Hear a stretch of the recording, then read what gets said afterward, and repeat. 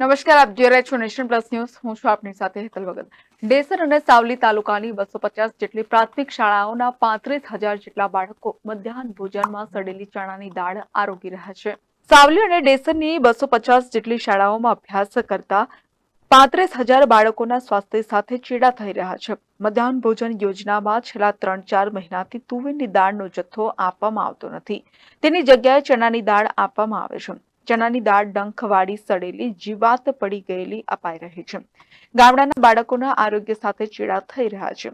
મધ્યાહન ભોજન ચલાવતા સંચાલકો, શિક્ષકો, આચાર્યોએ આ બાબતે વારંવાર તંત્રનું ધ્યાન દોર્યું છે, પરંતુ આ વાતને કોઈ અધિકારી ધ્યાને લેવા તૈયાર નથી. આ બાબતે સાવલી મધ્યાહન ભોજન યોજનાની કચેરીનો સંપર્ક કરાતા તેઓ કંઈ પણ બોલવા તૈયાર નથી.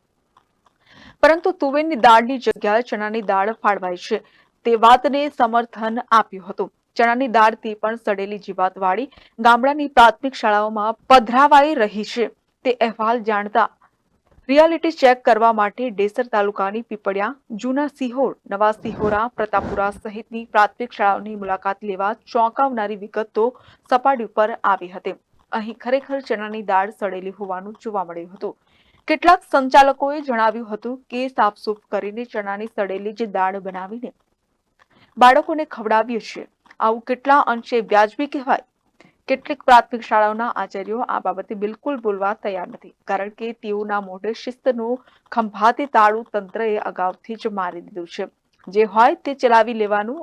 અમે બોલીશું તો કાલે કંઈક ગુનામાં સંડોવશે તેવો ડર તેઓને સતાવી રહ્યો છે. Bureau report, nation plus news, Desar.